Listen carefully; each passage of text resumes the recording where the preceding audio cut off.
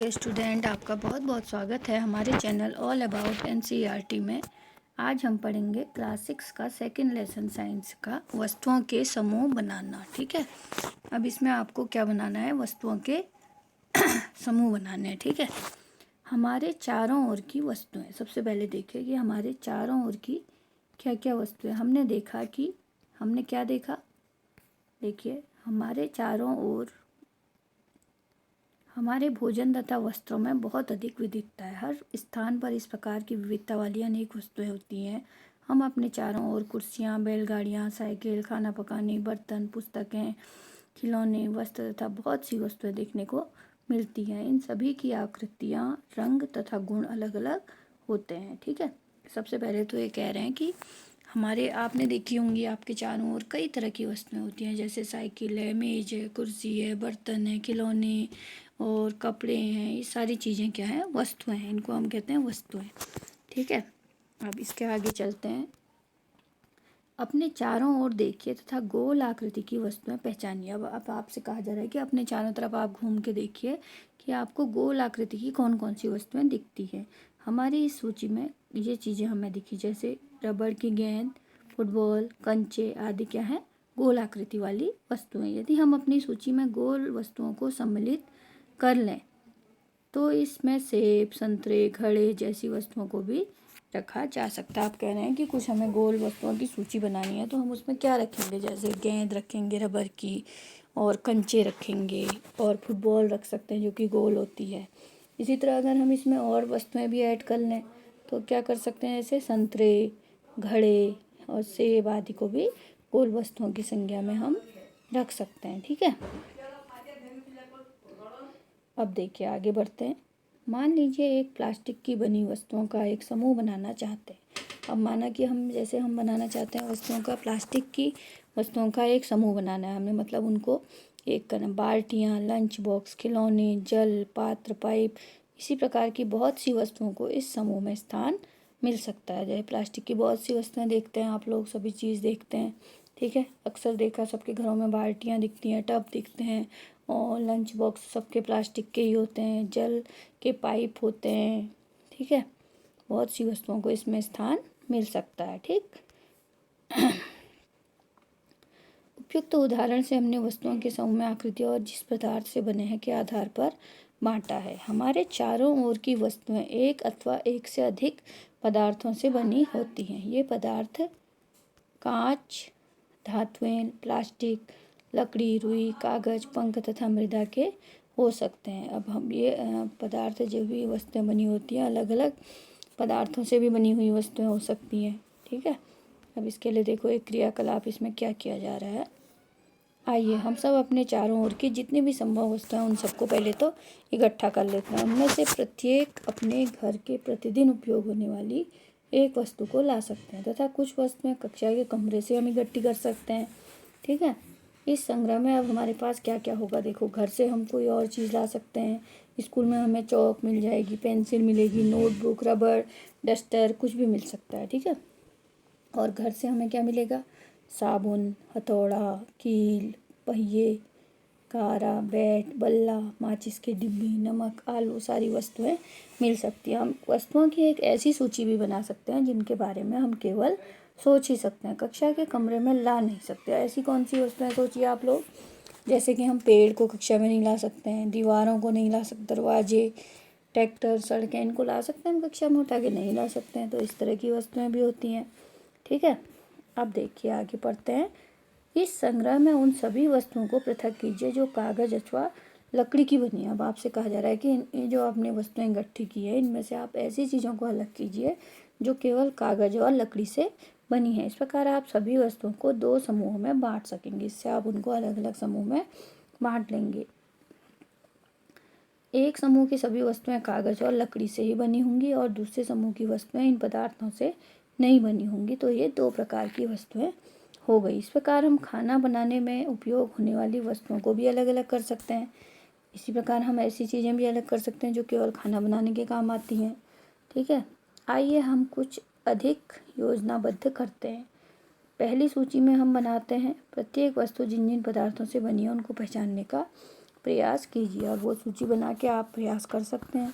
ठीक है, उन सभी के बारे में सूचना एकत्र करके लिखना एक कौतुक हो सकता है। एकत्र की गई वस्तुओं में से कुछ वस्तुओं के बारे में पता लगाना कठिन कार्य होता है। ऐसे प्रकरण में पदार्थों की पहचान के लिए अपने मित्र, शिक्षक या अभिभावकों से विचार विमर्श किया जा सकता है। ठीक है, अब देखिए क्रियाकलाप दिखाया गया है इसमें। सारणी 2 कुछ सामान्य पदार्थों की, इसके अतिरिक्त अपनी जानकारी के लिए अधिक पदार्थ आप इस सारणी में जोड़ सकते हैं। ठीक है, अब देखिए जैसे क्या है, प्लेट। प्लेट किसकी बनी हो सकती है? इस्पात, कांच, प्लास्टिक या इन चीज़ों की बनी हुई। और पेन किससे बनेगा? प्लास्टिक और धातु से बनेगा। ठीक है, चलिए अब आगे देखते हैं। बूझो यह जानना चाहता है। अब बूझो यह जानना चाहता है कि क्या हमने यह पता लगाया कि कुछ पदार्थों का उपयोग एक से अधिक प्रकार की वस्तुओं को बनाने में। अब वो कह रहा है कि हमने क्या ये पता लगाया कि कोई ऐसी वस्तुएं हो सकती हैं जिनमें एक ही पदार्थ से नहीं बल्कि दूसरे पदार्थ से भी बनी हुई हो सकती हैं। अब प्रयास करके अपनी जानकारी की दैनिक उपयोग में आने वाली वस्तुओं के बारे में विचार कीजिए जो मुख्यतः इन्हीं पदार्थों से बनी है, और उन्हें कॉलम 2 में सूचीबद्ध कीजिए। इन सब सारणियों से हमें क्या पता चलता है? पहले हमने वस्तुओं को कई ढंग से समूहों में रखा। इसके पश्चात हमने यह पाया कि चारों ओर की वस्तुएं अलग अलग पदार्थों से बनी है। कई बार तो कोई वस्तु एक ही पदार्थ से बनी हो सकती है, जैसे चेयर बनी है, कुर्सी बनी हो सकती है, खाली लकड़ी की बनी हो सकती है, मेज बनी हो सकती है, खाली लकड़ी की बनी हो सकती है ना। और कोई वस्तु ऐसी भी होगी जो कई पदार्थों से मिलकर बनी रहती है।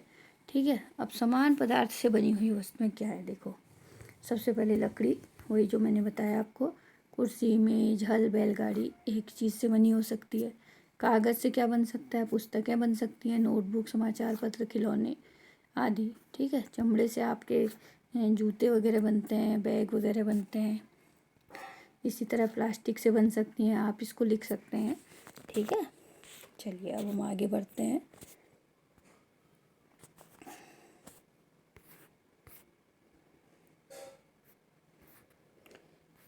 किसी दी गई वस्तु को बनाने के लिए कौन सा पदार्थ उपयोग किया? ऐसा लगता है कि अब हमें सभी पदार्थ के बारे में अधिक जानकारी प्राप्त करने की आवश्यकता है। आप कह रहे हैं कि हमें सभी चीज़ों की जानकारी प्राप्त करने से हमें पता चलेगा कि कौन सी चीज़ किससे बनी है।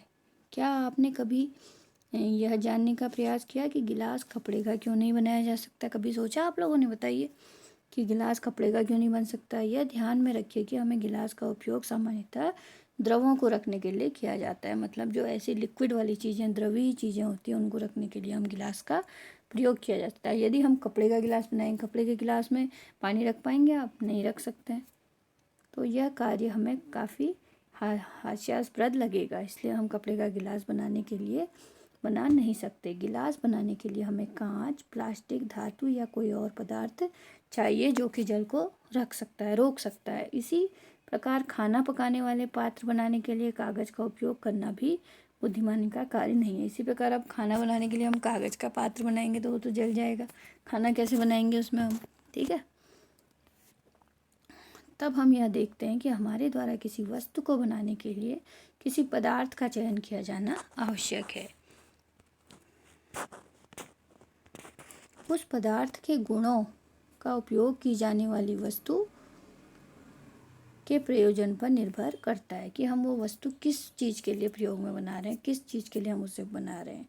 अतः पदार्थों के यह सब गुण क्या हैं जो उनके उपयोग के लिए महत्वपूर्ण होते हैं। नीचे कुछ गुणों की विवेचना दी गई है। ठीक है,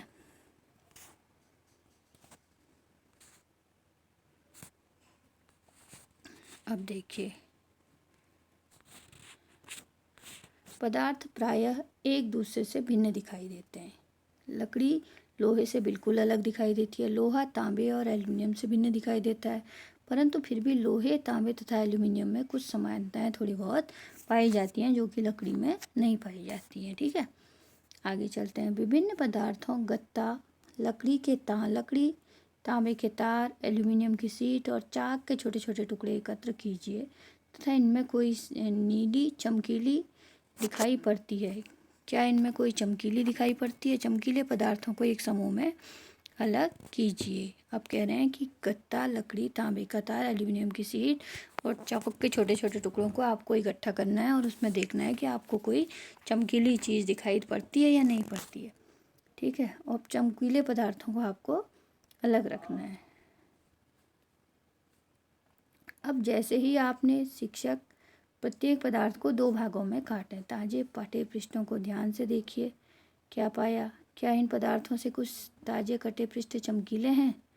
रंग वस्तुओं को भी चमकीले पदार्थ के समूह में सम्मिलित कीजिए। क्या आप अन्य पदार्थों में इसी प्रकार की कोई चमक अथवा द्युति देखते हैं? जैसे भी संभव हो सके किसी भी ढंग से इन्हें काटिए। ऐसा आप कक्षा में जितने भी पदार्थ के साथ कर सकते हैं उतने पदार्थों के साथ कीजिए। काटने के स्थान पर आप पदार्थों के पृष्ठों को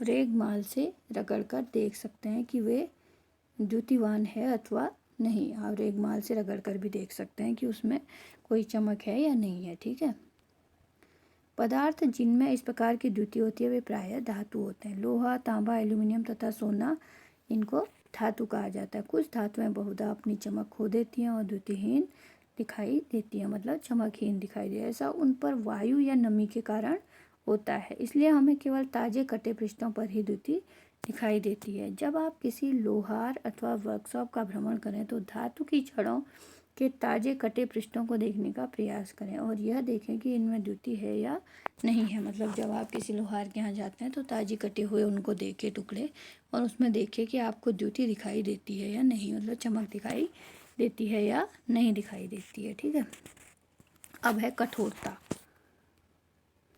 जब आप विभिन्न पदार्थों को अपने हाथ से दबाते हैं तो उनमें से कुछ को दबाना कठिन होता है और कुछ को आसानी से हम दबा देते हैं, इसे संपीड़ित कहते हैं।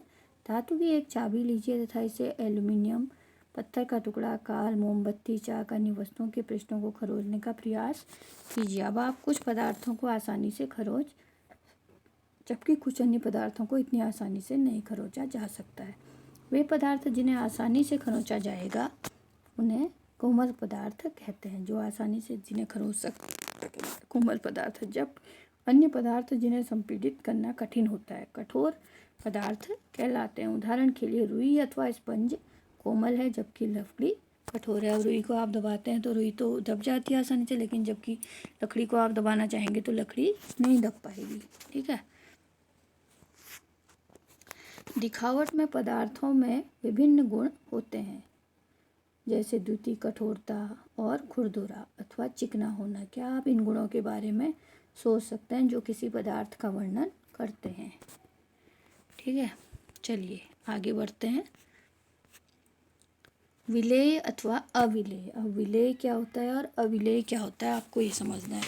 क्रियाकलाप 4, ये भी आपका एक क्रियाकलाप। कुछ ठोस पदार्थ जैसे नमक, चीनी, चाक, पाउडर, बालू तथा लकड़ी के बुरादे के नमूने आप एक साथ थोड़ा सा चीनी लाइए, थोड़ा नमक, थोड़ा चौक पाउडर, थोड़ा बालू आदि रखिए और 5 गिलास लीजिए। प्रत्येक गिलास के लगभग 2/3 भाग जल भरिए, मतलब थोड़ा थोड़ा जल उसमें भरिए।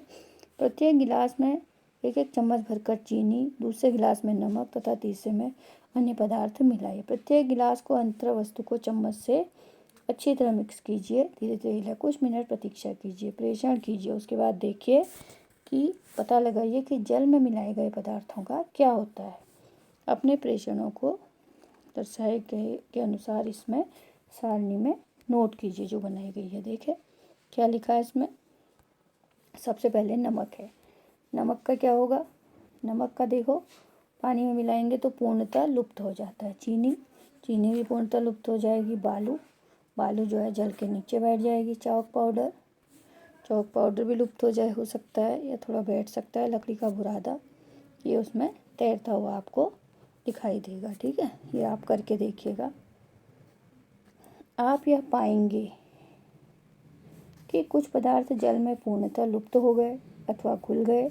हम यह कह सकते हैं कि ये पदार्थ जल में विलेय हैं। जो कि पूर्ण रूप से जल में घुल गए उन्हें तो हम क्या कहते हैं? विलेय पदार्थ कहेंगे। अन्य पदार्थ जल के साथ मिश्रित नहीं होते तथा काफ़ी समय तक गिलास में विलोपित करते पर भी जल में लुप्त नहीं होती। ये पदार्थ क्या कहलाते हैं? अविलेय। जो जल में पूर्ण रूप से मिल जाते हैं उन्हें विलेय पदार्थ कहा जाता है और जो नहीं होते उन्हें अविलेय कहा जाता है। जल बहुत से पदार्थों को विलीन कर सकता है। अब देखिए जल क्या कर सकता है, बहुत से पदार्थों को विलीन, इसलिए हमारे शरीर के प्रकार्यों में इसकी एक महत्वपूर्ण भूमिका है। इसलिए हमारे शरीर में भी हमने पढ़ा था कि जल की एक बहुत बड़ी भूमिका होती है। ठीक है, इसके आगे देखिए क्रियाकलाप नंबर 4। इसके बाद ये भी क्रियाकलाप है जिसे प्रैक्टिकल कह सकते हैं आप, इसे आपको करके देखना है। सिरका, नींबू का रस, सिरका है, नींबू का रस है, और सरसों का तेल है, नारियल का तेल, मिट्टी का तेल, अन्य किसी द्रव के नमूने लीजिए। आप कह रहे हैं आपसे, एक में सिरका लीजिए, नींबू का रस लीजिए, सरसों का तेल आदि लीजिए, और कांच का एक इस आधा जल भरिए, इसमें 1 चम्मच भरकर कोई द्रव मिलाइए। अब इसमें एक चीज़ मिलाइए, पहले सिरका मिलाइए, उसे देखिए कि क्या यह मिल जाता है। 5 मिनट के लिए छोड़ दीजिए और यह जल के साथ मिश्रित हो जाता है या नहीं। ठीक है, ये भी आपको प्रैक्टिकल करके देखना है। और नींबू का रस का क्या होता है, सरसों का तेल क्या करता है, नारियल तेल, ये सब आपको मिला के देना है। बूझो यह सुझाव देता है। आप देखो बूझो क्या कह रहा है, बूझो कह रहा है कि हमें यह भी जांच करनी चाहिए कि हमने क्रियाकलाप 5 में जिन द्रवों का उपयोग किया, क्या जल के अतिरिक्त किसी अन्य द्रव में भी मिश्रित हो सकते हैं। कह रहा है पहले तो हमें जल में मिलाकर देखना चाहिए कि जल में मिलाकर क्या होता है, उसके बाद हमने ये भी देखना चाहिए कि हम किसी और चीज़ में इनको मिलाते हैं तो उसमें ये मिश्रित होते हैं या नहीं, ये भी हमें देखना चाहिए। जितने अधिक द्रव आपको उपलब्ध हो सकें उसके साथ ये प्रयोग कीजिए। हम यह देखेंगे कि कुछ द्रव में पूर्ण मिश्रित हो जाते हैं और कुछ रह जाते हैं या कुछ उसमें तैरने लगते हैं। पहेली भी यह जानना चाहती है, पहेली क्या जानने के लिए उत्सुक है, पहेली यह जानने के लिए क्या गैसें भी जल में विलीन हो जाती हैं। पहेली यह जानना चाह रही है कि क्या गैसें भी जल में मिल सकती हैं। कुछ गैसें, जैसे कि कुछ गैसें जल में विलेय हैं, जैसे कुछ नहीं है, थोड़ी मात्रा में विलीन होती हैं। जल में विलीन ऑक्सीजन गैस जल में रहने वाले जंतुओं तथा पादपों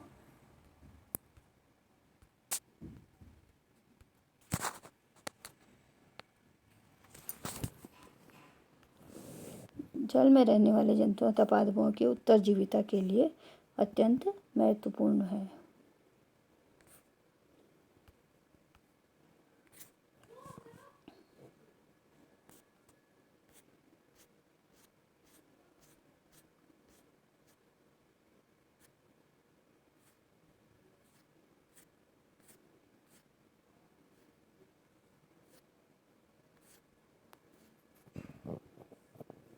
चलिए आज हम इतना ही पढ़ेंगे, आपको ज़्यादा समझ में नहीं आएगा, इसके आगे हम यहाँ से कल शुरू करेंगे। ठीक है, कल हम यहाँ से शुरू करेंगे, आपका ये लेसन कल पूरा करा देंगे। आप तब तक इसे पढ़िए और समझिए, जो भी इसमें प्रैक्टिकल दिए गए हैं उनको करके देखिए क्या होता है, और मुझे कमेंट बॉक्स में ज़रूर बताइएगा।